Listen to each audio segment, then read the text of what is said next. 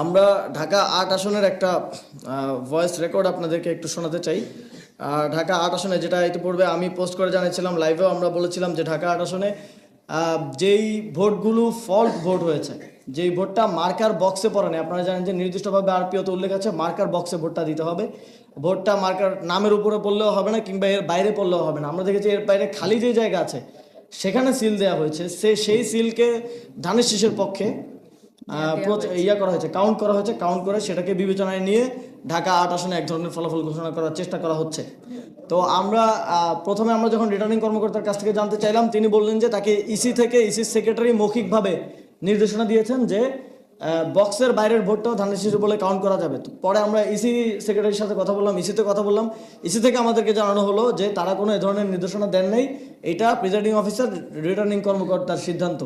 তো তাহলে এই যে একজন থেকে আরেকজন এই যে বল পাস করার মতো চলছে, এটা স্পষ্টভাবে বোঝায় যে এখানে একটা ফলাফল ট্যাম্পারিং হচ্ছে। এবং আমরা এটার প্রমাণও পেয়েছি। যিনি ঢাকা ৮ আসনের প্রার্থী, তার ভাগ্নের একটা কল রেকর্ড আমরা পেয়েছি, সেখানে তিনি ঠিক একই কথাগুলো বলছেন যে সেটা আমরা আপনাদেরকে একটু শোনাতে চাই। সকল বাতিল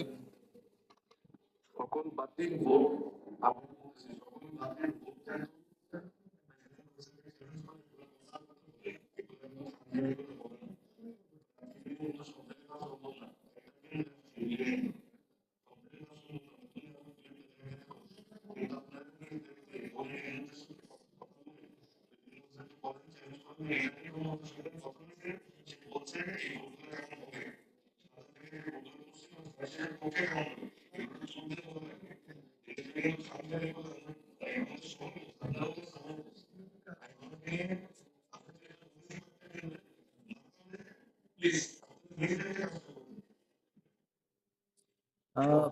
এই রেকর্ডটি আমরা পেয়েছি, যেটা প্রমাণ করে যে যে ভোটগুলো ফল্ট হয়ে গেছিল, বাতিল হওয়ার কথা, সেই ভোটগুলোকে ধানের শীষের পক্ষে ঢাকা ৮ আসনে কাউন্ট করা হয়েছে।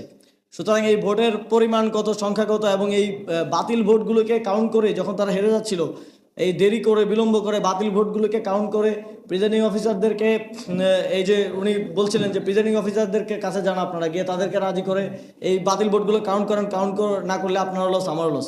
সুতরাং এটা স্পষ্ট প্রমাণ যে এখানে বাতিল ভোট কাউন্ট করে মির্জা আব্বাসকে বিজয়ী করার এক ধরনের ষড়যন্ত্র হয়েছে। আমরা এই আসনের ভোটগুলো খুব স্পষ্টভাবে আমরা এই রিটার্নিং কর্মকর্তা এবং প্রিজাইডিং অফিসার যারা এখানে আছে তাদেরকে আর ভরসা করতে পারছি না। আমরা দাবি জানাচ্ছি যে নির্বাচন কমিশন এই ভোটগুলো কাউন্ট করে এই বিষয়ে একটা ফলাফল দেবেন এবং